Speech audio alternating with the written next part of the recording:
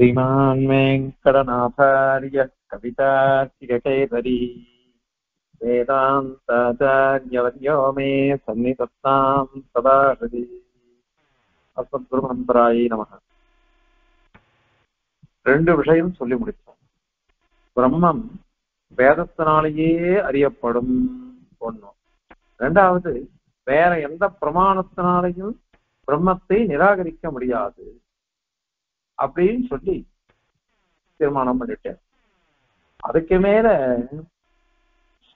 சில பேர் பேசுறான், அவளை இப்போ கண்டனம் பண்ற சுவாமி.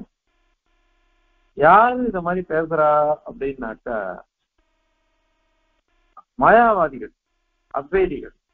அவள்னா சில விஷயங்கள் சொல்ற, சில வாக்கியங்கள் இருக்கு. அந்த வாக்கியங்கள் சொல்றத பார்த்தோம்னாக்கா பிரம்மத்தை அறியவே முடியாது அப்படின்றது. பிரம்மத்தை அறியவே முடியாது, ஞானத்துக்கும் விஷயமாகாது, சப்தத்துக்கும் விஷயமாகாது அப்படின்னு சொல்றார். யதோ வாச்சோ நிவர்த்தந்தே அப்ராப்ய மனசா சஹ அப்படின்னு சொல்ற. யதோ வாச்சோ நிவர்த்தந்தே அப்ராப்ய மனசா சஹான்ற வாக்கியத்துக்கு என்ன அர்த்தம்? வாக்கெல்லாம் திரும்பி வந்துடுறது. சப்தம், வாக்குன்னு சப்தம், அந்த சப்தமானது பிரம்மத்தை தெரிஞ்சுக்க முடியாததுனால வந்துடுறது. அதனால சப்தத்துக்கு பிரம்மம் அர்த்தம் அப்படின்னு சொல்ல முடியாது. சப்தத்துக்கு இந்த ஒரு சப்தம் சொன்னோம், பிரம்மன் ஒரு சப்தம் சொல்றோம், அந்த சப்தத்துக்கு பிரம்மன் தான் அர்த்தம். அதாவது சப்த வாச்சியத்துவம் கிடையாது, சப்த வாச்சியத்துவம்ன்றது வராது பிரம்மத்துக்கு. அதே மாதிரி அப்பிராப்பிய மனசாசகா அப்படின்னு சொன்னதுனால மனசுக்கு அர்த்தத்தை வாங்கிக்கிறது, அறிந்து கொள்வது, அறிந்து கொள்ளுதல், இதுதான் மனசுன்னு சொல்றது. இது இந்த மனசனால அறிந்து கொள்றது தானே, அறிந்து கொள்வதும் முடியாது, பிரம்மத்தை அறியவும் முடியாது, சப்தத்தினால சொல்லவும் முடியாது அப்படின்னு இந்த வாக்கியங்கள்ல இருக்கே. அதனால வேதாந்தங்கள்னால இந்த பிரம்மமானது அறியவே முடியாது. அறியவே முடியாத பிரம்மத்தை அறிய முடியும்னு சொன்னா எப்படி அப்படின்னு அவ கேள்வி கேட்கிறான். இன்னொரு விஷயம் சொல்றா, பிரம்மமும் ஸ்வயம் பிரகாசமா இருக்கு. நாமளே சொல்றோம், ஜீவாத்மா, பரமாத்மா, நித்திய விபூதி, ஞானம், இவைகள்லாம் ஸ்வயம் பிரகாசமா இருக்கும். அதை பிரகாசப்படுத்துறதுக்கு வேற ஒண்ணும் தேவையில்லை. அகம் அகம் அகம் அகம் நமக்கு பிரகாசிக்கிறது. பரமாத்மாவுக்கும் அப்படிதான்.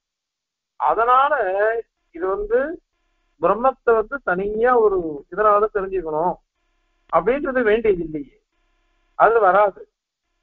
ஆக வாட்சத்துவமும் வராது, வேத்தியத்துவமும் வராது அப்படின்னு அவ சொல்றாரு. அதுக்கு பதில் இது தவறான வாதம். இது தவறான வாதம். ஏன் தவறான வாதம் அப்படின்னு கேட்டாக்கா, நீ சொல்ற சப்தம் உனக்கு விரோதமா இருக்கு. பிரம்மத்தை அறிய முடியாதுன்னு நீ சொன்ன, இந்த பிரம்மத்தை நீ சொல்றியா இல்லையா? அந்த சப்தத்தினால என்ன சொல்லப்படுறது அதை சொல்லு. பிரம்மத்தை அப்படின்னு நீ சொல்ற, அந்த சப்தத்தினால சொல்லப்படுவது எது? அதை எப்படி நீ அவர் சொல்றியா இல்லையா? பிரம்மன்னு சொல்ற, பிரம்மன்னு சொன்னாலே அது அந்த சப்தத்துக்கு நீ அர்த்தம் தெரிஞ்சுதான் பேசுற. பிரம்மம் அப்படின்னா பரமாத்மா அப்படின்னுட்டு நீ தெரிஞ்சிருந்தாலும் பேசுற. நீ தெரிஞ்சுன்னு பேசுறதுனாலதான் அந்த பிரம்ம சப்தத்துக்கு வாக்கியமா தெரிகிறது.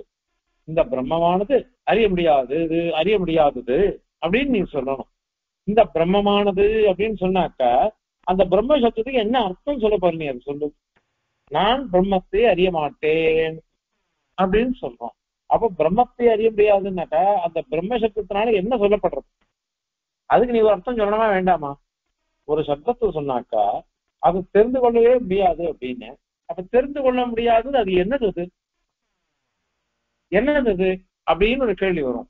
அதற்கு நீ என்ன பதில் சொல்ல முடியும்? அதனால எல்லாமே பிரம்ம அந்த உபநிஷத்தை சொல்றது. நீ எதோ வாச்சோ நிவர்த்தந்தே அப்பிராப்திய மனசாசா என்ற வாக்கியத்தை வச்சுட்டு நீ சாதிக்கிறேன்னு சொன்னேன். நாங்க என்ன சொல்றோம் தெரியுமா? தம் ஔபனிஷதம் புருஷம் அப்படின்னு வாக்கியம் வருது. இப்போ அந்த உபனிஷத்திற்கு அந்த உபனிஷத்தினால தெரிவிக்கப்படக்கூடிய புருஷனை நான் கேட்கிறேன், நான் பார்க்கிறேன் அப்படின்னா லோகத்துல விவகாரம் இருக்கு. விவகாரம் இருக்கு. அதற்கு என்ன அர்த்தம் சொல்லுவே நீ? எதோ வாச்சோ நிவர்த்தந்தே அப்பிராப்தி மனசாசகான்னு சொன்னதுனால சப்த வாக்கியத்துவம் இல்லை, ஞான வேத்தியத்துவம் இல்லை அப்படின்னு நீ சொன்ன. ஆனால் நான் இந்த பரமபுருஷனை கேட்கிறேன், இந்த உபனிஷத்தினால் அறியப்பட்டவன் அர்த்தம். உபனிஷதம் அப்படின்னாக்கா அப்போ உபனிஷத்தினால அறியப்படுபவன் தான் அர்த்தம். உபனிஷத்தினால அறியப்படுபவனை போய் உபனிஷத்தினால அறியப்பட முடியாதவன் அப்படின்னு எப்படி சொல்லுவ? அதுவே வராதே உனக்கு. இன்னொன்னு, நீ அவாக்கியம் அவேத்தியம் அப்படின்னா பிரம்மமானது சப்தத்தால் சொல்லப்பட முடியாதது, ஞானத்தால் அறியப்பட முடியாதது அப்படின்னு நீ சொல்லணும். இப்ப அறியப்பட முடியாததுன்னு பிரம்மத்தை தெரிஞ்சு இல்லையோ? பிரம்மத்தை அறியப்பட முடியாதது, சப்தத்தால் சொல்லப்பட முடியாதது அப்படின்னு தெரிஞ்சுக்கிறியா இல்லையா? அப்பவே வாட்சியத்துவம் வந்துருச்சு, வேத்தியத்துவம் வந்துருச்சு. அறியப்பட முடியாததுன்னு தானே. பட் சிவசாங்கம் சொல்லும் பொழுது தேவித்வன் மகிமாவதிர்ன ஹரினா ஆபித்வயா நியாயத்தை, உன்னுடைய மகிமை ஒன்னாலையும் அறியப்பட முடியாது, பகவானாலையும் அறியப்பட முடியாது அப்படின்னு சொல்லிட்டு, அப்ப அறியப்பட முடியாதுன்னு சொல்லிட்டாக்க ஒன்னாலேயே அறியப்பட முடியாது, பகவானாலேயே அறியப்பட முடியாது அப்படின்னு சொன்னாக்க அப்ப சர்வக்கியத்துவம் போயிடுமே அப்படின்னு கேட்டுட்ட. சர்வக்கியத்துவம் போகாது, அறியப்பட முடியாததுன்னு தெரிஞ்சுக்கிட்டு தான் சர்வக்கியத்துவமே. பிராட்டியினுடைய மகிமையை யாராலுமே அறிய முடியாது அப்படின்னு தெரிஞ்சுக்கிறது தான் சர்வக்கியத்துவம் அப்படின்னு கோரத்தாழ்வான் தெரிஞ்சுட்டு போயிட்டார்.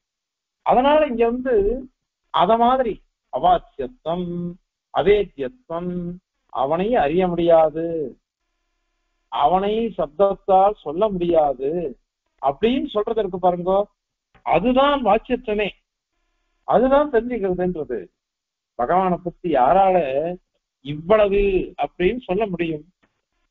இவ்வளவு எப்படி சொல்ல முடியும்? அதனாலதான் எதோ வாச்சோ நிவர்த்தந்தே அப்பிராப்திய மனசாசக அப்படின்ற வாக்கியத்துக்கு என்ன அர்த்தம் அப்படின்னு கேள்வி வரும். அது சொல்றது உண்மை. வாக்குக்கு விஷயமாகாது, மனசுக்கும் விஷயமாகாது அப்படி பிரம்மம் அப்படின்னு சொன்னாக்கா அது இவ்வளவு அப்படின்னு யாராலையும் தெரிஞ்சுக்க முடியாது. பிரம்ம இவ்வளவுதான் இருக்கு அப்படின்னு யாராலையும் தெரிஞ்சுக்க முடியாது.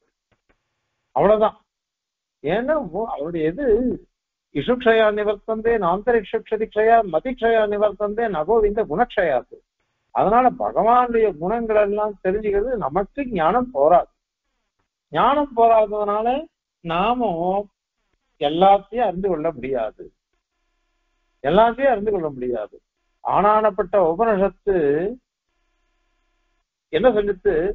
பிரம்மவிதா ஆப்னோதி பரம் அப்படின்னு சொல்லித்து.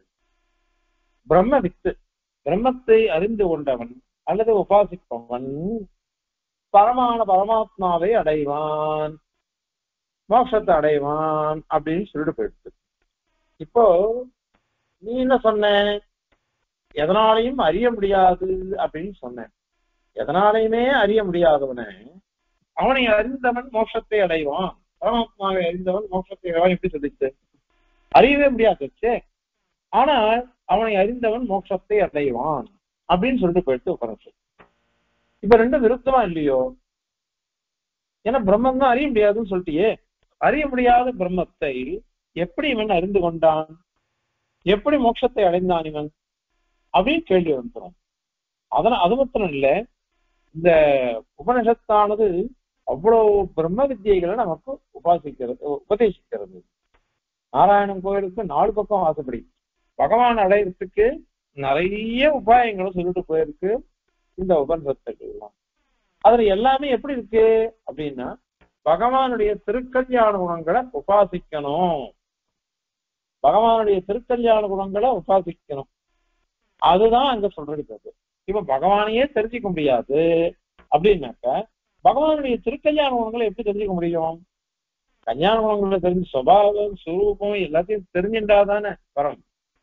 அதுவே தெரியாதே, நீங்க அறியவே முடியாதுன்ற.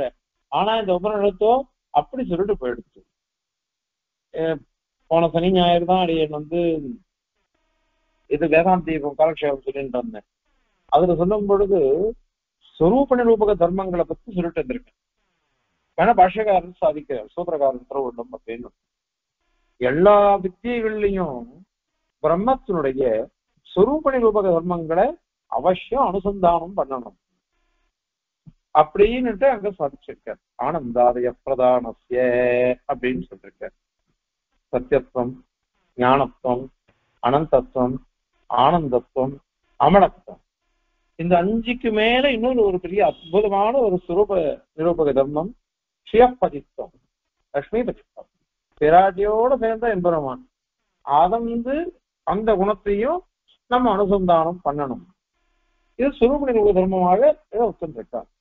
இப்போ சத்தியத்துவம், ஞானத்துவம், அனந்தத்துவம், ஆனந்தத்துவம், அமலத்துவம், இந்த 5 சுயப்பதித்தோம்னு இது அத்தனையும் அவசியம் அனுசந்தானம் பண்ணணும் அப்படின்னு சொல்லிட்டு போயிட்டார் சூத்திரக்காரர். அந்த மாதிரி அதையே எம்பெருமானார் மற்றும் ஆச்சாரியர்கள் எல்லாரும் ரொம்ப அழகா சாதிச்சிருக்காங்க. இப்ப நீ அறியவே முடியாதுன்னு சொன்னாக்க அப்ப சுரூப நிரூபக தர்மங்கள் எப்படி சொல்லிச்சு? ஆனந்தோ பிரம்மே திவ்யஜானாத் அப்படின்னு சொல்லிச்சு. ஆனந்தோ பிரம்மே திவ்யஜானாத், ஆனந்தமய பிரம்மம் அப்படின்னு தெரிஞ்சுக்கோங்கோ, தெரிஞ்சுட்டு உபாசிங்கோ அப்படின்றது ஸ்ருதி. அதே மாதிரி சத்தியம் ஞானமனந்தம் பிரம்ம அப்படின்னு சொல்றது. அதுக்கு முன்னாடி வாக்கியம் பிரம்மவிதா ஆப்னோதி பரம் சதேஷாபியுக்த அப்படின்னு ஆரம்பிச்சது. அங்க உபனிஷத் பாஷகர் சாதிக்கிறார், பிரம்ம, பிரம்மவித்து, ஆப்னோதி, பரம் 4 விஷயம் சொல்லப்படுறது. பிரம்மஸ்வரூபம், பிரம்ம உபாசன ஸ்வரூபம், அடைதல், பிராப்தி, பிராப்பியம் 4 சொல்லப்படுறது. 4 சொல்லப்படுறதுன்னு ஆரம்பிச்சுட்டு அந்த முதல்ல என்ன பிரம்மஸ்வரூபம் சத்தியம் ஞானவனந்தம் பிரம்ம யோ வேதனிகிதம் குஹாயாம் பரமே வ்யோமன் சோஸ்மதே சர்வான் காமான் சஹ பிரம்மணா விபஸ்சிதேதி அப்படின்னு உபநிஷத் சொல்லி கொடுக்கிறது. அதுல பாருங்க, சத்தியம் ஞானானந்தம் பிரம்மன்னுட்டு பிரம்மஸ்வரூபத்தை சொல்லி யோ வேத நிகிதம் குஹாயாம் பரமே வியோமன், ஹிருதய கோயில இருக்கிறவன் பரமே வியோமன், அதாவது நிச்சயபூதி பரமபதத்தில் எழுந்துள்ள இருக்கிறவன், அவனை யார் அறிந்து கொள்கிறவன வேத உபாசிக்கிறானோன்னு அர்த்தம். அப்படிப்பட்டவன் சகா அஸ்னுதே அனுபவிக்கிறான், பார்க்கிறான். அதாவது பிராப்தி, அது அஸ்னுதேன்னு அனுபவிக்கிறான். எதை? சர்வான் காமான் சகா பிரம்மணா விபஸ்சிதேதி, பிரம்மத்தையும் பிரம்மத்தினுடைய திருக்கல்யாண குணங்களையும் இவன் ஆனந்தமா அடைந்து அனுபவிக்கிறான் அப்படின்னு சொல்லிட்டு அந்த உபனிஷத் வாக்கியம் சொல்லியிருக்கு. இவ்வளவு தூரம் சொல்லும் பொழுது வேத அப்படின்ட்டு சுரூபத்தை சொல்றது, இதெல்லாம் வச்சுட்டுதான் சுரூப நிரூபக தர்மங்கள் அப்படின்னு சாதிச்சிருக்காரு சூத்திரக்காரர். ஏன்னா உபாசியமான பிரம்மத்துக்கு அந்த 5 குணங்கள் சுயப்பதித்தம் இது அத்தனையும் அவசியம் அனுசந்தானம் பண்ணியே ஆகணும் அப்படின்னு சொல்லிட்டு அங்க சொல்றது. இது ஸ்ருதிகள் சொல்றது, சூத்திரக்காரர் சொல்ற, வியாக்கியாக்காரர் சொல்ற. இப்படி சொல்லும் பொழுது அத இல்லவே இல்லை, வாட்சத்துவம் இல்லை, வேத்தியத்துவம் இல்லை அப்படின்னு எப்படி சொல்லுவ? அதே மாதிரி நீ அப்படி சொன்னீங்கன்னாக்க இந்த பிரம்மத்தை யாராலையுமே அறிய முடியாது, வேதத்தினாலையும் அறிய முடியாது, சப்தத்தினாலையும் சொல்ல முடியாது அப்படின்னு சொல்லிட்டியானாக்க அப்ப என்ன ஆகும்? எது போதும் இந்த உபனிஷத்தெல்லாம் உபாயத்தை விதிக்கிறது. பிரம்ம வித்தியை அனுஷ்டியுங்கோ, பிரம்ம வித்தியை அனுஷ்டிச்சு மோட்சத்தை அடையுங்கோ அப்படின்னு எப்படி சொல்லிச்சது? அதான் அறியவே முடியாது. அறிய முடியாத பிரம்மத்தை போய் எப்படி அறிந்து கொள்ள முடியும்? அறிய முடியாத பிரம்மம் நீ சொல்லிட்ட, அதை அறிந்து கொள்ள முடியும்ன்றது எப்படி முடியும்? ஆனா உபனிஷத்தோ அவன் மாதிரி சொல்லிட்டு போயிடுத்த, அப்ப அது வியர்த்தமா போயிடுமே. அவ்வளோ உபனிஷத்து அத்தனையும் சொல்றது அத்தனையும் வியர்த்தமா போயிடும். இன்னொரு விஷயம் இருக்கு. இப்போ நாங்க என்ன சொன்னோம், எதோ வாச்சோ நிவர்த்தந்தே அப்பிராபிய மனசாசனான்னாக்கா இவ்வளவுதான் பிரம்மம்னு அறிய முடியாது, இவ்வளவுதான் பிரம்மம்னு அறிய முடியாது. ஏன் அப்படின்னா பிரம்மத்தினுடைய சுரூபமோ சுவாவமோ எல்லாம் வியாபிச்சிருக்குது. அப்படிப்பட்ட பகவானுடைய பெருமைகளை யாரால அறிந்து கொள்ள முடியும்? யாராலையும் அறிந்து கொள்ள முடியாது அப்படின்ற சொல்லிருக்குது. அதனாலதான் உபனிஷத்து என்ன பண்றது, நம்மளால எதையுமே அறிந்து கொள்ள முடியாததுனால, யதார்த்தம் அறிந்து கொள்ள முடியாது, அதனால பிரம்ம வித்தியைகளை உபதேசம் பண்றது. பிரம்ம வித்தியைகளை உபதேசம் பண்ணுச்சு எப்படி சொல்றது தெரியுமா? தகர வித்தின்னு எடுத்துக்கோங்க. அதை 8 திருக்கல்யாண குணங்கள், ஏஷ ஆத்மா பரமாத்மா உதிரோமத்தியோன் அப்படின்னு ஆரம்பிச்சு 8 திருக்கல்யாண குணங்களை மட்டும் உபாசிக்க சொல்றோம். அந்த 5 சுரூப நிரூபக தர்மங்களை அனுசந்தானம் பண்ணி அதுக்கப்புறம் இந்த வித்தியைக்கு உரிய 8 திருக்கல்யாண குணங்களை அனுசந்தானம் பண்ணணும், உபாசிக்கணும் அப்படின்னு சொல்லிடுச்சு. சாண்டில்ய வித்தியன்னா அது ஒரு 14 திருக்கல்யாண குணங்கள். இப்படி ஒவ்வொரு வித்தியிலையும் திருக்கல்யாண குணங்கள்லாம் விதிக்கப்பட்டிருக்கு. இவ்வளவு திருக்கல்யாண குணங்கள். காரணம் என்ன அப்படின்னாக்கா நம்மளால முடியாது. பகவானுடைய அனைத்து திருக்கல்யாண குணங்களையும் நம்மளால அனுசந்தானம் பண்ண முடியாது, நினைச்சு கூட பார்க்க முடியாது. ஏன்னா எத்தனை ஜன்மை எடுத்தாலும் நம்மளால பூர்ணமா பகவானே அறிய முடியாது. அதுக்கோசரம் இத்தனை குணங்கள் தான் இந்த வித்தியைக்கு அப்படின்னு ஒரு நியமத்தை கற்பிச்சு உபனிஷத்து நமக்கு சொல்லிக் கொடுக்கணும். சுவாமி ஒரு விஷயம் சாதிக்கிறார். தத்கிருத நியாயம்னுட்டு சாந்தோக்கியோபனிடத்துல பிரகதாரண்யோபனிடத்தெல்லாம் சொல்லப்பட்டிருக்கு.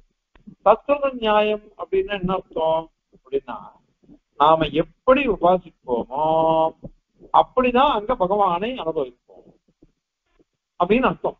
யதா கிருதரஸ்மின் லோகே புருஷோ பவதி ததா இத பிரேத்ய பவதி அப்படின்னுட்டு சாந்தோக்கியோபனிடத்து சாண்டில்ய வித்தியில சொல்றது. நாம எப்படி எம்பெருமானை உபாசிப்போமோ அப்படியே அங்க அனுபவிப்போம் அப்படின்னு அதுக்கு அர்த்தம். இப்போ அங்க சுவாமி ஒரு கேள்வி கேட்கிறார். தேசிகன், இந்த பிரம்ம வித்தியில இத்தனை திருக்கல்யாண குணங்கள் தான் இருக்கு, இவைகளை அனுபவிச்சாக்கா உபாசிச்சாக்கா அப்படிதானே அனுபவிப்போம். அப்படின்னா பகவானுடைய திருக்கல்யாண குணங்கள் தகர வித்தியில 8 அப்படின்னா அந்த 8 குணங்களை தான் அனுபவிப்பானா, மீதி குணங்கள் கிடையாதா? ஆனால் உபனிஷத்து என்ன சொல்றது, சோஸ்மிருதே சர்வான் காமான் சஹன் சர்வான்னு போட்டு போயிடுச்சு, அனைத்து திருக்கல்யாண குணங்களையும் அனுபவிப்பான்னு சொல்றது உபனிஷத்து. ஆனால் யதா கிருதரஸ்மின் லோகே புருஷோ பவதின்ற வாக்கியத்துல தத்கிருத நியாயத்துல எப்படி உபாசிக்கிறானோ அப்படியே அங்க அனுபவிப்பான் அப்படின்னு சொல்லிட்டு போயிடுச்சு. இப்ப இது விரோதம் வருதே அப்படின்னு கேட்டா சுவாமி ஸ்ரீமத் ரகசிய ஒரு ஸ்லோகம் சாதிக்கிறார். காரிக்க உபாசித குணாதேவ்யா பிராப்தாவப்யபகிஷ்கிரியா சாதத்கிருதன் நயக்ராஹ்யா நாகாராந்தரவர்ஜனம் அப்படின்னு சாதிக்கிறார். இது உபாய உபாகாரியாத்மா அதுதான் ஞாபகம். அதாவது எந்த குணங்களை உபாசிச்சோமோ அவைகள் கண்டிப்பாக நமக்கு கிடைக்கும், அதுல நியூனத்தை வராது. அத சொல்றதுக்கோசரம் தான் தத்கிருத நியாயம் வந்தது. எந்த குணங்களை உபாசிச்சோமோ அது கிடைக்காம இருக்காது, அத சொல்றதுக்கோசரம் வந்தது. நம்ம இத்தனை குணங்களை உபாசிக்கிறோம், இவைகள்லாம் கிடைக்குமா நமக்கு அப்படின்னு சந்தேகம் வந்ததுன்னா அப்படி இல்லை. நீ எந்த குணங்களை உபாசிக்கிறீங்களோ அந்த குணங்கள் உனக்கு நிச்சயம் கிடைக்கும், அதை சொல்றதுக்கு தான் வந்தது. மீதி குணங்கள் வராது அப்படின்னு சொல்ல வரல. இத அயோக வியவச்சேதம் சொல்லுவோம். எந்த குணங்கள் நாம உபாசிக்கிறோமோ அதனுடைய சேர்க்கை கண்டிப்பாக உண்டு, அது இல்லைன்னு சொல்ல முடியாது. அந்யோக வியவச்சேதம் இல்லை, மீதி குணங்கள்லாம் கிடையாதுன்றது கிடையாது. அவைகளையும் அனுபவிப்பான்.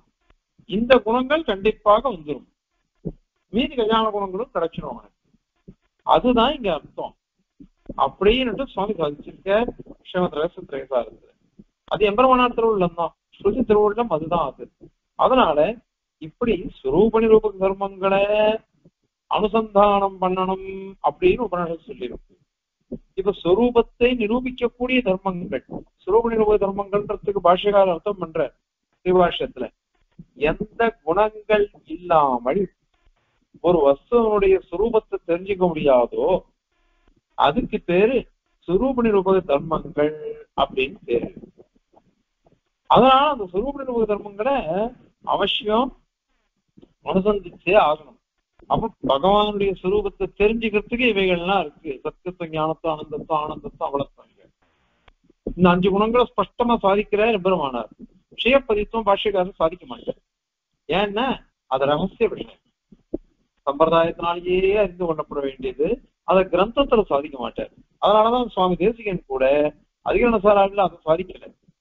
வேற ஒரு இடத்துல ஸ்ரீமதி பிரம்மதோக்தேக ஜென்மாதி சாதிச்சு, ஆனால் அர்த்த பஞ்சகாதிகாரத்துல ஸ்பஷ்டமா சாதிச்சுட்டு போயிட்டார் சுவாமி. ஏன்னா அது ரகசிய கிரந்தம், சம்பிரதாய கிரந்தமா போயிடுது, அதுல சாதிச்சிருக்க. அதனால இந்த மாதிரி சுரூப நிரூப தர்மங்களை ஏன் சொல்லணும் உபனிஷத்து? ஏன் சொல்லணும்னாக்கா பிரம்மத்தை அறிந்து கொள்வதற்காகதான் சரி சொல்றது. அது மாதிரி பிரம்ம வித்தியைகள்ல இத்தனை பிரம்ம வித்தியைகளை சொல்லி அந்த பிரம்மத்தை இந்த குணங்களோட அறிந்து கொண்டு எவன் ஒருவன் உபாசிப்பானோ அவனுக்கு மோட்சம் கிடைக்கும். பிரம்மணோம இமானமாத்மோ ஜிதஸ்மா பிரம்மணோம இமானம் வருஷது அப்படின்னு சொல்றோம். பிரம்மத்தினுடைய மகிமையை அடைவானா பிரம்மத்தினுடைய இத சாநித்தியத்தை அடைஞ்சி அவனுடைய சாயுத்தியம் கிடைச்சி அவன் மோட்சத்தை அனுபவிப்பான் அப்படின்னு அர்த்தம். அந்த மாதிரி பிரம்ம வித்தியனுடைய பலனை சொல்றது. எவனொருவன் பிரம்மத்தை அறிந்து கொள்வானோ அவனுக்கு இந்த பலன்லாம் கிடைக்கும் அப்படின்னு சொல்லியிருந்தது. அதனால இப்படிப்பட்ட பிரம்மஸ்வரூபத்தை அறிந்து கொள்ள வேண்டும்னு ஸ்பஷ்டமா இருக்கே. ஸ்பஷ்டமா இருக்கும் பொழுது அந்த பிரம்மத்தை அறியவே முடியாது, அந்த சொல்லாலையும் அறிய முடியாது, ஞானத்தினாலையும் அறிய முடியாது. ஞானத்துக்கும் விஷயமாகாது, சொல்லுக்கும் விஷயமாகாது அப்படின்னு நீங்க சொல்றீங்களே, அது எப்படி வரும்? அது வராதே. அதனால நீங்க சொல்றதுவே விரோதமா இருக்குது.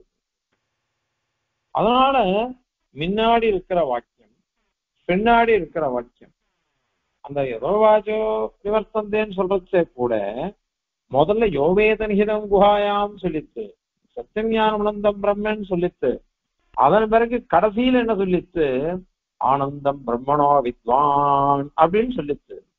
இப்போ அதுக்கெல்லாம் நீங்க அர்த்தம் சொல்லணுமோ இல்லையோ? பிரம்மத்தினுடைய ஆனந்தத்தை, அது ஆனந்தத்தை தெரிஞ்சுக்கணும். தெரிஞ்சுட்டாதான் இதெல்லாம் சரியா வரும். அதனால உபனிஷத்துக்கள்லாம் என்ன சொல்றது அப்படின்னாக்கா, பிரம்மத்தை இவ்வளவுதான் யாராலையும் அறிய முடியாது அது சொல்றதுலதான் அந்த உபனிஷத்துக்களுக்கெல்லாம் நோக்கமே தவிர்த்து சப்தத்தினாலேயே அறிய முடியாது, அத மாதிரி ஞானத்தினால் அறிய முடியாதுன்னு அர்த்தம் இல்லை. இல்ல இல்ல, நாங்க அனுமானம் பண்றோம், அனுமானம் பண்றோம், அனுமானம் பண்ணி நாங்க இது சாதிக்கிறோம் அப்படின்னுட்டு அவ சொல்ற. பிரம்மமானது அவாச்சியம், ஏன்? பிரம்மத்வாத் ஸ்வயம் பிரகாசத்வாத் அப்படின்னு அவ சொல்ற. பிரம்மமானது அவாச்சியம், பிரம்மமானது அவேத்தியம். ஏன்? அது பிரம்மமா இருக்கிறதுனாலதான், அது ஸ்வயம் பிரகாசமா இருக்கிறதுனாலதான். எது வாச்சியமோ அது பிரம்ம இல்லை, கடம் மாதிரி, கடம் மாதிரி. அதனால கடம் நம்ம தெரிஞ்சுக்கிறோம், ஆனா அது பிரம்மம் இல்லையே. எதை தெரிஞ்சுக்கிறோமோ அது பிரம்மம் இல்லை, எதை சப்தத்தினால் அறிகிறோமோ அது பிரம்மம் இல்லை, அது கடாதிகள் அச்சேதனங்கள் தான் அப்படின்னு லோகத்துல இருக்கு. இந்த மாதிரி நாங்க பிரயோகம் பண்றோம் அப்படின்னு அவ சொல்ற. அதுக்கு பதில் நீ பிரம்மம் அப்படின்னு சொன்னேன். சேது என்ன சொன்ன? பிரம்மத்வா ஸ்வயம் பிரகாசத்வாத் அப்படின்லாம் நீ சொல்ற. பிரம்மத்வா ஸ்வயம் பிரகாசத்வாதுன்னு சொன்ன இல்லையோ, அதுக்கு என்ன அர்த்தம் முதல்ல சொல்லு. அந்த பிரம்ம சப்தத்தினால நீ என்ன புரிஞ்சுட்ட? அது பிரம்மமா இருக்கிறதுனால அப்படின்னு சொன்னேன். பிரம்மமா இருக்கிறதுனால நீ தெரிஞ்சுட்டே இல்லையா பிரம்மத்தை? அந்த சப்தமே விரோதமா போறது, விரோதமா போகுது. ஸ்வயம் பிரகாசத்துவாதான் நீ சொல்ற. அது ஸ்வயம் பிரகாசம் சொல்றீங்க, நீயுமே அத்வைதிகள் ஒத்துக்கிறா பிரம்மத்தை ஸ்வயம் பிரகாசமாக. இப்ப அது பிரம்மம் ஸ்வயம் பிரகாசம் நீ தெரிஞ்சுட்டு இருக்கியா இல்லையா?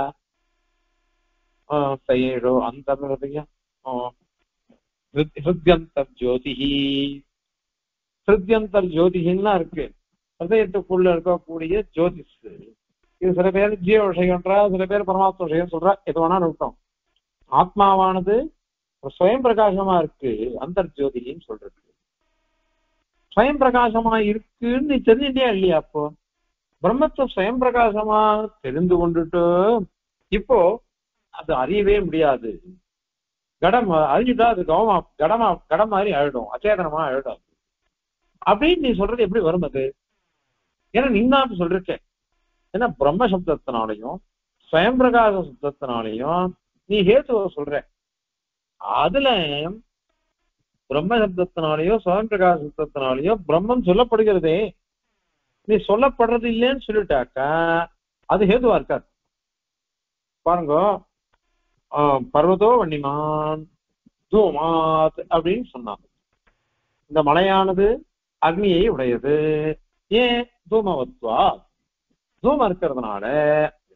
அது தூமே இல்லை, அது அல்லது தூமன்னே தெரிஞ்சுக்க முடியாது. தூமன்னே எனக்கு தெரியாது, தூமமே புகைன்னே எனக்கு தெரியாதுன்னாக்கா அப்போ அதை எப்படி நான் தூம ஒத்துவாது நான் ஹேத்துவா நான் சொல்லுவேன்?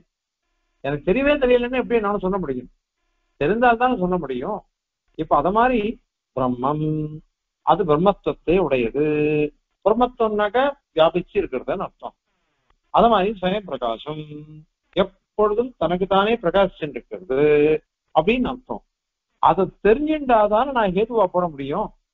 அதுவே எனக்கு தெரியாதுன்னாக்கா நான் எப்படி அதை ஹேதுவா போட முடியும்?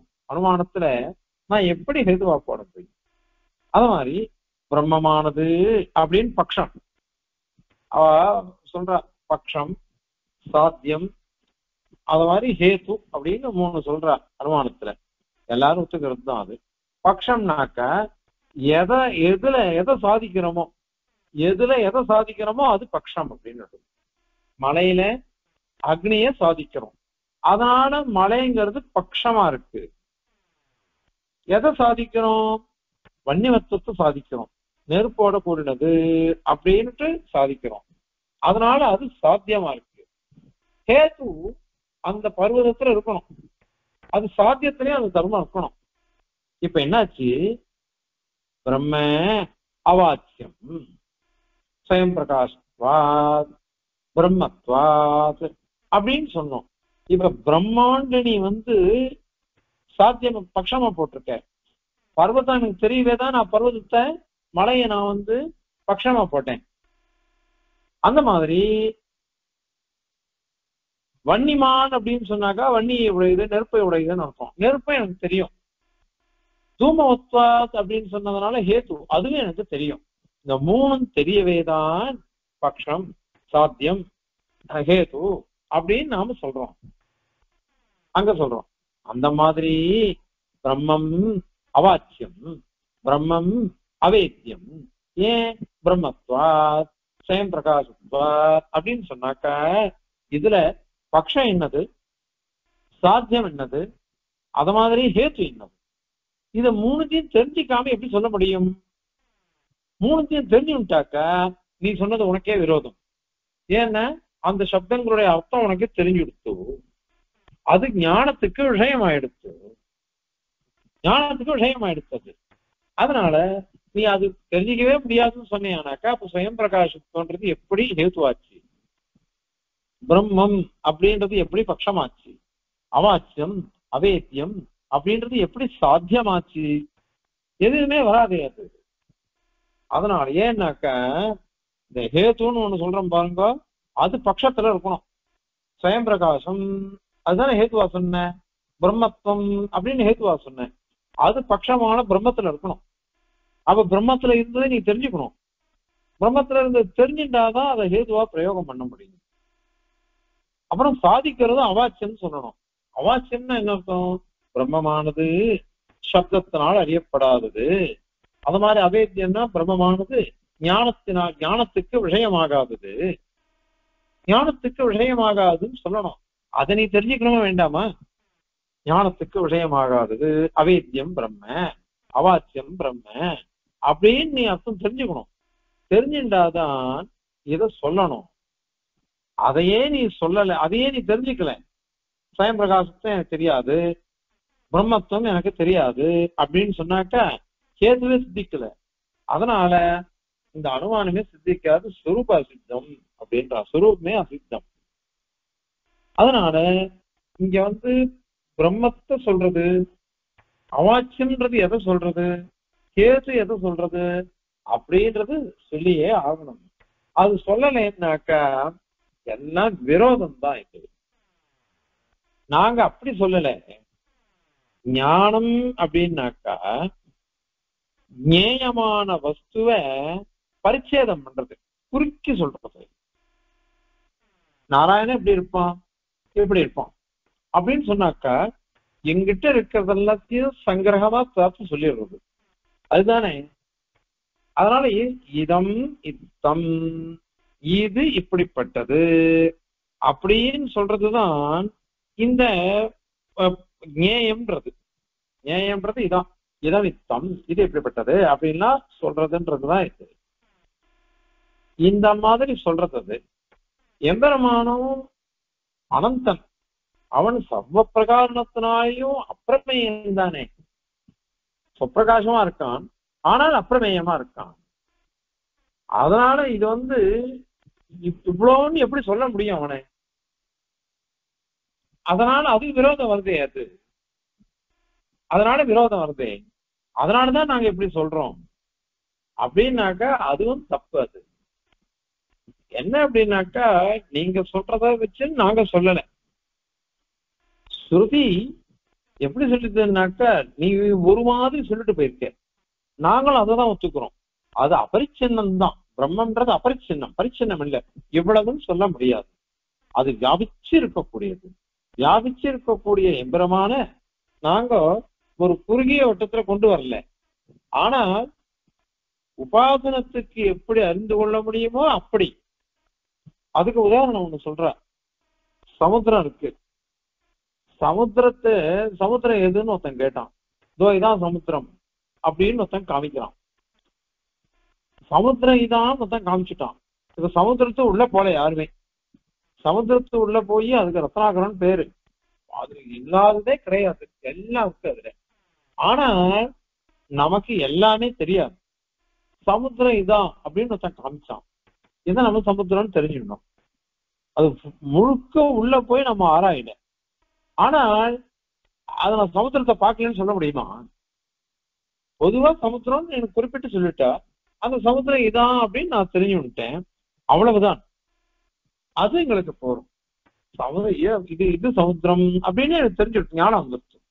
இப்ப இந்த சமுத்திர சப்தத்துக்கு எனக்கு அர்த்தம் ஆழமானது, அளவிட முடியாது சமுத்திரம், அதில் இல்லாததே கிடையாது அப்படின்னு எனக்கு தெரியறதா இல்லையா? அதுதான் இந்த சப்த வாக்கியம் சொல்றது. அந்த மாதிரிதான் அறிவுக்கு விஷயமாகுதுன்றது. அதுதான் அத மாதிரிதான் இங்கேயும் பிரம்மம் அப்படின்றது எங்களுக்கு ஸ்பஷ்டமா தெரியுது. எங்களுக்கு இன்னொன்னு, உனக்கும் சரி எனக்கும் சரி ரெண்டு பேருக்கும் உபனிஷத் பிரஸ்தானம் கீதா பிரஸ்தானம் இது ரெண்டும் முக்கியம்தான் நமக்கு. இப்ப இந்த கீதையினால சொல்றதுன்னு சொல்லச்சு பெருமாள் ஒரு வார்த்தை சொல்லிட்டு போயிட்டார். வேதேஸ்வர சர்வே ரகமேவ வேத்யா அப்படின்னு சாதிச்சுட்டு போயிட்டாரு பெருமாள். அனைத்து வேதங்களாலும் அறியப்படக்கூடியவன் நானே அப்படின்னு சொல்லிட்டார். எல்லா வேதங்களாலையும் அறியப்பட வேண்டியவன் எம்பெருமானே. இப்ப அறியப்பட வேண்டியவன் பெருமாளை சாதிக்கிறார். உபபிரமணம் ஸ்பஷ்டமா சொல்லிட்டு போயிடுச்சு. சொல்லிட்டு போயிடுதுன்னாக்கா அதுக்கு விரோதமா நீ சொல்ல போறியா? அதுக்கு நீ சொல்ல முடியாது. இத வேதத்தினாலாம் அறியப்பட வேண்டியவன் எம்பெருமான்னு பகவான் சொல்றான், அது அஜ்ஞான கல்பிதன் நீ சொல்ல போறியா? பகவான அஜ்ஞான கல்பிதனா ஒத்துக்கிறியா அல்லது சர்வஜனா ஒத்துக்கிறியா? எம்பெருமானார் நிறைய கேள்வி கேட்டு அடிக்கிறார், நிறைய கேள்வி கேட்டு அவளை பதில் சொல்ல முடியாம வாதம் பண்ணி நிரசிக்கிறார் அவளை. அதுல சொல்லும் பொழுது என்ன சாதிக்கிற, பரமாத்மா கணக்க அஜ்ஞானத்தினாலதான் இருக்கான் அப்படின்னு சொல்லிட்டியானாக்க அவன் அர்ஜுனனுக்கு என்ன உபதேசம் பண்ணுவான்? அல்லது பரமாத்மா சர்வஜன் நீ சொன்ன, நீ சொல்றது என்ன? ஆத்மீகத்துவ விஞ்ஞானத்தை உடையவன் பிரம்மம் பரமாத்மா அப்படின்னு நீ ஒத்துருக்க. அப்படி இருக்குச்சு, இந்த அர்ஜுனனை பார்த்து அவன் என்ன உபதேசம் பண்ணணும்? நீயும் பொய் அப்படின்னு சொல்லணும். எல்லாரும் பொய், பொய்யான பீஷ்மருக்கு, பொய்யான துரோணருக்கு, பொய்யான கூட பிறந்தவாளுக்கோசரம் எதுக்கு நீ அழல, நீயே பொய்யாச்சு அப்படின்னு விடணும், சொல்லியிருக்கணும். அல்லது வேற ஒண்ணு சொல்லணும், பெருமாள் உபதேசமே பண்ணக்கூடாது. ஏன்னா அர்ஜுனனே பொய்யாச்சு, பொய்யான அர்ஜுனனுக்கு எப்படி பகவான் உபதேசம் பண்ணுவான்? அதுவே வராது. ஆனா இவ்வளவு சிரமப்பட்டு பெருமாள் 17 அத்தியாயங்கள்னால அற்புதமா உபதேசம் பண்ணி வச்சிருக்கேன். அந்த மாதிரி உபதேசம்ன்றது இது கணக்க பொய்யா இருந்ததுன்னாக்க எப்படி உபதேசம் பண்ண முடியும்? அதனால அந்த உபதேசமே வராம போயிடுமே. அதனால ஸ்ருதியோ ஸ்மிருதியோ எல்லாமே ஸ்பஷ்டமாக எம்பெருமானை அறியப்படுபவனாக உபதேசிக்கிறது நமக்கு. அப்படி அறியப்படுபவனாக உபதேசிக்கிறதுனால தான் நாம உபாசிக்க முடியும். உபாசிச்சு மோட்ச தசையில பூர்ணமான பிரம்மானுபவத்தை நாம அடைய முடியும். பூர்ணமதः பூர்ணமிதம் பூர்ணாத் பூர்ணதமுச்சதே பூர்ணஸ்ய பூர்ணமாதாய பூர்ணமேவாவசிஷ்யதே. எல்லாரும் பரிபூர்ண ஆனந்தத்தை அவன் உடையவன். பரிபூர்ண ஆனந்தத்தை அவன் உடையவன். தன்னை அடைந்தவருக்கும் பரிபூர்ண ஆனந்தத்தை கொடுக்கிறவன் அவன் அப்படின்னு தான் சொல்றது இந்த உபனிஷத்து. அந்த மாதிரி சொல்றதுனால அது அனைத்தும் பொய் அப்படின்லாம் சொல்ல முடியுமா? அதனால இந்த மாதிரி அர்த்தம் கிடையவே கிடையாது. நீங்க சொல்ற அர்த்தம் வரவே வராது. இவர் கணக்க சங்கராச்சாரியரே கூட சரி, அவர் நிர்விசேஷம் நிர்குணம் அப்படின்லாம் சொன்னா கூட பூர்ணம்ன்றத எப்படி அவர் நிர்ணயம் பண்ணுவார்? பூர்ணமதா அப்படின்லாம் சொல்றாரு, அதை எப்படி அவர் சொல்ல முடியும்? அது அதனால அதுவும் விரோதம் வந்துடும். அதனால பிரத்யக்ஷமான பிரமாணத்தை வச்சுட்டு நம்ம பேசுறதெல்லாம் தவறானது. பிரத்யக்ஷமா பிரமாணம் அதெல்லாம் வச்சுட்டு பேசாதீங்க. ஸ்ருதி என்ன சொல்றதோ அதை வச்சுட்டு பேசுங்கோ. அதை வச்சுட்டு பேசினாதான் நமக்கு ஞானம் வரும். அதனால பரமாத்மா அப்படிங்கிறவன் வாச்சியமாகவும் இருக்கான், வேத்தியமாகவும் இருக்கான். எதவாச்சோ நிவர்த்தந்தே முதலானவைகள்லாம் எதை சொல்லித்து அப்படின்னாக்கா நம்முடைய ஞானத்துக்கு புலப்பட மாட்டான், பூர்ணமா புலப்பட மாட்டான். அதே ஒரு உபாசனம்னு ஒண்ணு பண்ணினோம்னாக்கா அதிதூரம் அபக்தானாம் பக்தானாம் புறதஸ்திதம் அப்படின்றதுக்கு அனுகுணமா ஆடுவான். பத்துடை அடியவர்க்கு எளியவன் பிறர்களுக்கு அரிய வித்தகன் அப்படின்னுட்டு நம்மாழ்வாரும் சொல்லிட்டு போனார். அந்த மாதிரி இது. அதனால எம்பெருமான் எல்லாருக்கும் விஷயமாவான். எப்படி விஷயமாவான் அப்படின்னா குருமுகமாக உபதேசம் வாங்கிட்டு உபனிஷத்து நாம் தெரிஞ்சின்றோன்னா அவன் விஷயமாவான். இல்லாத போனாக்கா அனைத்து வேதங்களும் வியர்த்தமா போயிடும், அனைத்து பிரம்ம வித்தியைகளும் பொய்யானதுன்னு ஆயிடும். அந்த பிரம்ம வித்தியினால பரமாத்மாவை அடையிறது அப்படின்னு சொல்றதோ இல்லையோ அதுவும் வியர்த்தமா போயிடும். அதனால இங்க அத்தனையுமே விரோதம் வந்துடும். இப்படி விரோதம் வர்றதுனால அதை ஏத்துக்கவே கூடாது இங்க. ஆகவே பரமாத்மா வேத்யனே, பரமாத்மா சப்த வாச்சியனே அப்படிங்கிறத இந்த ஸ்லோகத்தினால சாதிக்கிறார். இப்போ இந்த ஸ்லோகத்தை சேவிச்சு அதனுடைய தாத்பரியத்தை பார்க்கலாம். வாச்யத்வம் வேத்யதாம் ச ஸ்வயம் அபிதததி பிரம்மணோ அனுஸ்ரவாந்தாஹ வாக்சித்த அகோச்சரத்வ ஸ்ருதிரபி பரிச்சித்ய பாவ பிரயுக்தா நோச்சே பூர்வாபரோக்திஹ ஸ்வவச்சன கலஹ சர்வ வேதாந்த பாதஹ தத்சித்திஹ ஏதுபிஸ்ஸேத் ரசஜதி விகதிஹ தர்மி சாத்யாதி சப்தைஹ அப்படின்னு சாதிக்கிறார் ஸ்லோகத்துல. அனுஸ்ரவாந்தாக, அனுஸ்ரவம், ஸ்ரவம்னா கேட்கறது, அனுஸ்ரவம் தொடர்ந்து கேட்கறது, கேட்டே வருது. ஸ்ருதின்னு பேர். ஸ்ருதி இது ஸ்ருதி, காதால கேட்டே வர்றதுதான வேதம். அதனுடைய அந்தங்கள், முடிவுகள் வேதாந்தங்கள். வேதாந்தங்கள்லாம் பிரம்மணா பரமாத்மாவுக்கு வாச்சியத்துவம் சப்தத்தினால் சொல்லப்படுதல் அப்படின்னு அர்த்தம். ஒரு சப்தத்தை சொன்னாக்கா அந்த சப்தத்துக்கு அர்த்தம் சொல்லணும். அது லோகத்துல கடம் சொன்னாக்கா கடத்துவத்துல அர்த்தம், படம்னா படத்துல அர்த்தம் அப்படின்னு நாம சொல்றோம். அந்த மாதிரி பிரம்மன் சொன்னாக்க அந்த பிரம்ம சப்தத்துக்கும் அர்த்தம் உண்டு. அது பிரம்மமான ஒரு వ్యక్తి பரமாத்மா அப்படின்னு அதுலதான் அது பரியவசிக்கும். அதனாலதான் நம்ம சித்தாந்தத்துல சர்வே சப்தாக பிரம்மவாச்சிகா, நீ பிரம்ம சப்தத்துக்கே அர்த்தம் வராதுன்னு சொன்னேன். நாங்க என்ன சொல்றோம் தெரியுமா, அனைத்து சப்தங்களுமே பிரம்மத்தை தான் சொல்லும், அனைத்து சப்தங்களுமே பிரம்மத்தை தான் சொல்லும் அப்படின்னு நாங்க சொல்றோம். அதனால எல்லா சப்தங்களுமே பிரம்மத்தை தான் சொல்லும். சூத்திரக்காரன் சொல்லிட்டே சராச்சரம் யமனஸ்ரேஷ்டுஸ்யா தத்யபதேஷோ பாக்தா தத்பாவ பாவித்வாத் அப்படின்னு சாதிச்சுட்டேன். சரம் அச்சரம் எது சொல்றதோ அந்தந்த அனைத்து சப்தங்களும் பரமாத்மாவத்தையே சொல்லும். மீதி அர்த்தங்கள்லாம் என்னன்னாக்கா அதெல்லாம் உபச்சாரம் தான். கடத்தை பார்த்து வெறும் கடன் சொன்னாக்கா அது கவுனபக்ஷம் தான், லட்சணயாதம். உண்மையா என்ன அர்த்தம்னா கட விசிஷ்ட பரமாத்மா, கடசரீரி பரமாத்மா, அது மாதிரிதான் சொல்லணும்.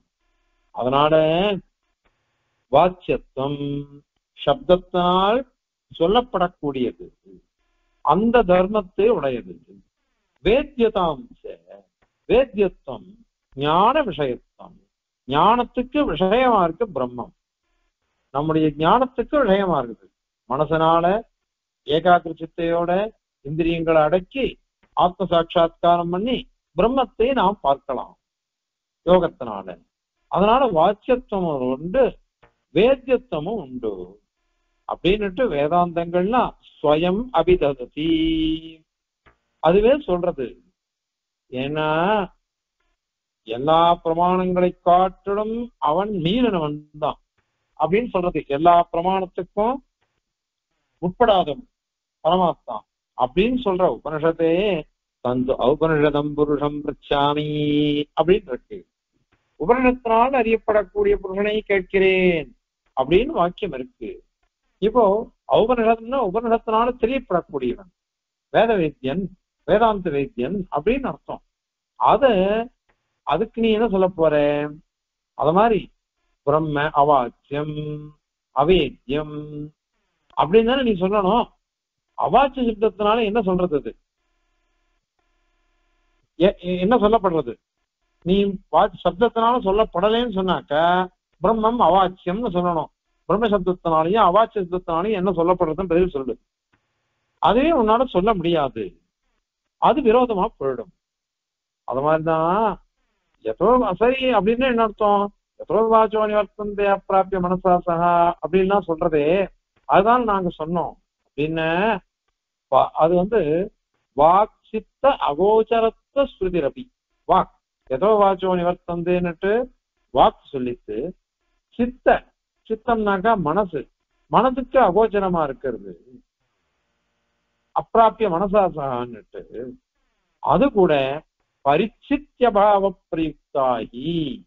பரிச்சேதம், பரிச்சேதம்னா இது இவ்வளவுதான் அப்படின்னு தெரிஞ்சுக்கிறது, நிஷ்கர்ஷம் பண்றது.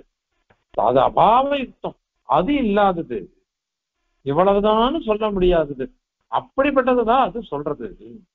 நம்ம பெருமாள் புறப்பாடாக இல்லையோ, பெருமாள் புறப்பாடாகிச்சு அத்தியாபக கோஷ்டி முன்னாடி போறா, அதே வேத கோஷ்டி பின்னாடி போறது.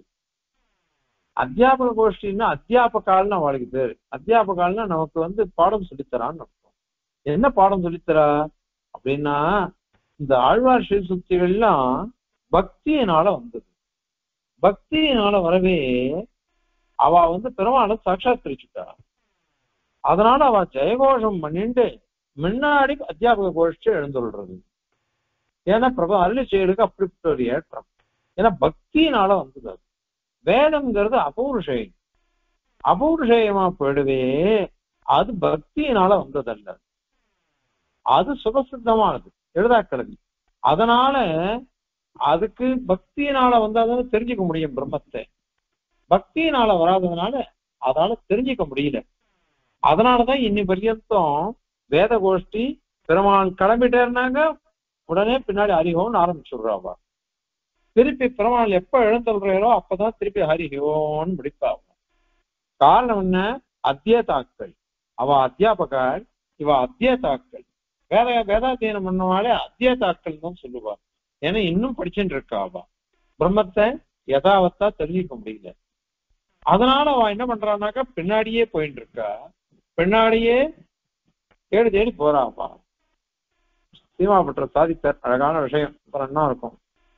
காஞ்சிபுரத்துல மாத்திரம் நம்ம பார்க்கலாம், பெருமாள் புறப்பாடு ஆயிடுச்சுன்னா ஹரிஹோன்னு வேத பாராயணம் ஆரம்பிச்சுட்டான்னாக்க திரும்ப பெருமாள் எழுந்தொல்ற பரியந்தம் அவ பாராயணம் பண்ணிட்டு வரா.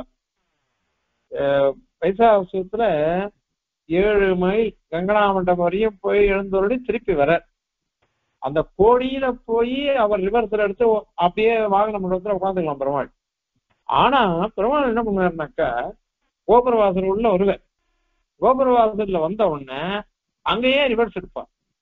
ரிவர்ஸ் எடுத்துட்டு ரிவர்ஸ்லயே போய் தான் பின்பக்கமாவே போய் வாகன மண்டபத்துல போய் குழுக்கள்லாயி எழுந்தொருவர் பெருமாள். அதுக்கு சீமாபுற்ற அழகா சொன்னார், ஒண்ணும் இல்ல, நம்ம கிளம்பச்சு நம்ம பின்னாடி கிளம்பினாலே பாராயணக்காரா அவ வந்துட்டாளா இல்லையா அப்படின்னு பாக்குறதுக்கோசரம் பெருமாள் என்ன பண்றேன்னா அப்படி ரிவர்ஸ்ல போய் பெருமாள் எழுந்தொல்ற. அவ பின்னாடி சொல்லிட்டே வரா. அவ அப்பெல்லாம் இப்ப கொஞ்சம் பரவாயில்ல, அப்பெல்லாம் எப்படின்னாக்கா ஒண்ணு வயசானவா போகும், வயசானவா, இன்னொன்னு சின்ன பசங்க, நடுத்தர வயசுன்றது இல்லை அப்பெல்லாம். 1991 92 எல்லாம் பார்த்தா சுவரதன தாத்தாச்சார், தன்றி தாத்தாச்சார், கண்டா தாத்தாச்சார், எங்க அத்தான வாழலாம், எங்க மாமனார், இங்க சின்ன மாமனார், ஈச்சம்பாடி சுவாமி, இவா எல்லாரும் வருவா. எல்லாரும் வயசானவா, 60 65 வயசுக்கு மேல வாழலாம். பசங்க எல்லாம் எப்படின்னா 30 25 18 அப்படிதான். இந்த நடுத்தர 40 45 எல்லாம் இல்லவே இல்லை அப்பெல்லாம். அதனால பெருமாளுக்கு கஷ்டமா, ஒன்னும் வயசானவா இல்லது சின்னவா, இவா தானே வரா, இவாள்லாம் வந்தாளா இல்லையான்றதுக்கோசரம் பெருமாள் திரும்பி பாக்குறாரு அப்படின்னு. இதுதான் வேதாத்தியனத்தினுடைய சுரூபம். ஏன்னா வேதத்தினால பக்தியினால வரலையோ இல்லையோ, அதனால பெருமாளை தெரிஞ்சுக்க முடியல. அதுக்கோசரம் அவ பின்னாடியே போறாவா.